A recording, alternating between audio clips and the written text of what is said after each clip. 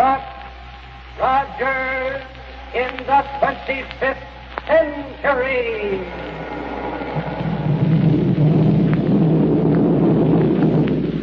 And the shower of silver dollars from Popsicle Pete's money box.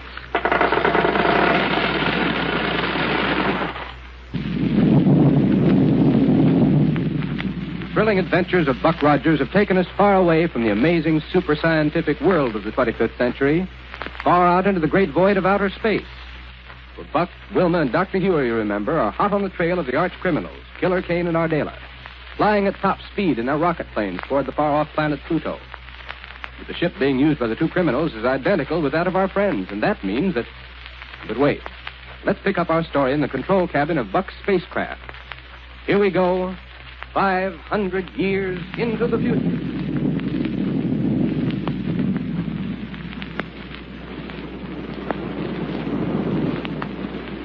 Wilma, can you still see Kane's ship on the viewplate of the teleradioscope? No, Buck. Either there's too much cosmic dust in the way or they've gained on us. We're still automatically following them, though, Buck. Yes, Doctor? The gas analyzer's picking up a clear trail of rocket gas. Good. But now, look here on this sky chart. Yes, Buck? This proves what I've suspected. Oh, you've charted our course on it. Yes, sir. Wilma, the two criminals are headed for one of the black planets. Oh. Or I should say planetoids that lie out near the orbit of Pluto. Good night. Yes, sir. Not so good. Buck, you and Wilma were out there among those black planetoids once before. Yes, sir. And according to your reports about them, they're composed of a substance that absorbs light to such a degree that it reflects none. In other words, Doctor, they're practically invisible. Unless you get them between the sun and yourself, you can't see them at all. Even then, they just look like a dark blur against the glare of the sunlight. And I take it that there's grave danger of running into one of them before you can even see it. Not only that, but if you get close to one of them, its terrific pull of gravity is likely to make you crash on it. I see. But the real danger is not in the planetoids themselves. No? Oh, sir. Didn't you see the pictures I had taken with a telemagnetic recorder camera? Of the gigantic bird? Yes, Doctor. Space birds flying all around out there. Yes, that's right. Well, we have the protection of our long-range disintegrator. Well, just the same, if a couple of dozen of them hove into sight, we'd have a pretty hot time on our hands. Doctor, some of those birds must have a wingspan of 300 or 400 feet. Oh, what? That's right, sir. The only reason we took pictures of them was because we knew it was the only way you'd believe us. Their power of flying around in space is what I can't understand. You know, without air to flap their wings against. Wasn't there anything to indicate how they propel themselves? Only little streams of fire coming from the tips and edges of their wings. How can they breathe in the vacuum of outer space? We're flying around in space and managing to breathe without any difficulty, aren't we? Sure, but we're inside the hull of a rocket plane with a mechanical system to supply air for us. Isn't it just as logical to conclude that in the case of the gigantic bird, all Mother Nature has made the same sort of provision that we've had to make scientifically and mechanically? Well, maybe so. Wait, look. Huh? I can see Kane's ship on the teleradioscope again, and we're gaining on it. No kidding. Oh, yes, I believe you're right, Wilma. I'm sure of it. But I don't see why, the two ships being exactly the same. It's because Buck polished the stern of the ship by turning on the heat ray. Yes, sir. By making a shiny surface of it, the rays of the sun, millions of miles in back of us, reflect on it and actually help to push us along. It doesn't seem possible. It wouldn't be possible except in this vacuum out here. But we're certainly gaining on Kane. Okay. Well, if it's humanly possible, we've got to prevent those two from reaching one of the black planetoids. Not only because they could hide from us so easily, but because of the danger in navigation. That's all right if we can catch up with I'm them not sure that we'll be able to. So listen. You're going to radio to Kane? Yeah. Calling Killer Kane. Buck Rogers calling Killer Kane. What are you going to say to him? Well, Rogers, how's my old friend? Never mind that, Kane. We have more important things to talk about. I can't imagine anything important that I'd have to talk about with you. Kane, ever since you took off from Enceladus, we've been on your trail. What's more, we have a rocket plane that's just a little bit faster than yours. You think so? I'm sure of it. That means that in a very short time now, we'll overtake you. In other words, if you stop and think about it, the only sensible thing for you to do is to head back for Earth. Oh, I see. That ship of yours is running low on fuel, and you're getting worried about whether you'll be able to keep up with us much longer. Not a bit of it. The whole thing is simply that we're bound to get you sooner or later. And you may as well save yourself as much trouble as possible. Listen, Rogers. The ship you're in is identical in every respect with this one. Same size, same streamlining, same rocket projectors, same everything. You'll never catch up with us, and you know it. That's so? Well, suppose you look back and see how much we've gained on you just in the short time we've been talking by radio. Oh. Rogers, I want to tell you something. Well?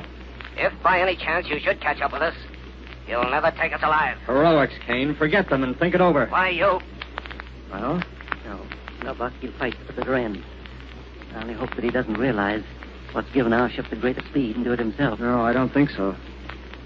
Look. Huh? Something black is streaming out the stern of his ship.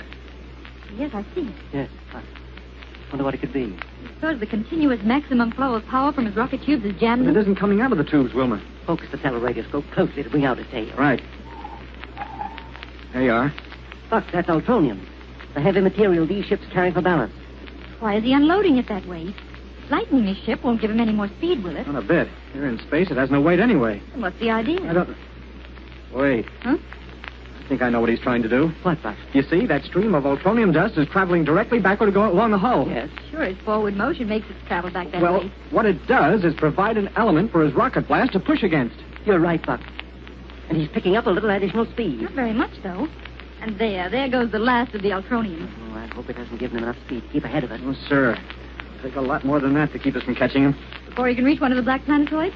Well, Buck, I'll unrecoil energy projector. Yes, sir? Turn it back, and it will push against the rocket exhaust. Sure. That'll give us more speed. Why didn't we think of that before? Turn it on, Buck. Right, sir. There. Just let Killer Kane try to stay away from us now.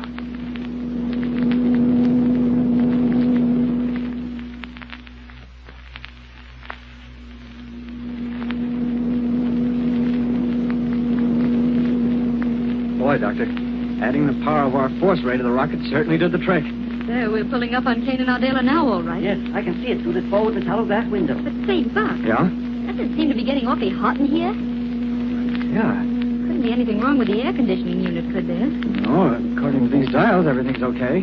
It's getting hot, though. Maybe there's a leak in the insulation around one of the rocket tubes. I'm going to take off my flying jacket. What could be doing it, Doctor? Oh, if for the insulation around a rocket tube, it would show up the... Wait. Look. What, sir? Look ahead at Kane's ship. Yeah? He's using a thermic radiation projector on it. But we have a hull of solid impervium around It it. still won't prevent heat from slowly seeping in by simple radiation. And the closer we get to Kane, the more we'll feel that heat ray. Yes. Just look at that thermometer. What's it say? 38 degrees centigrade.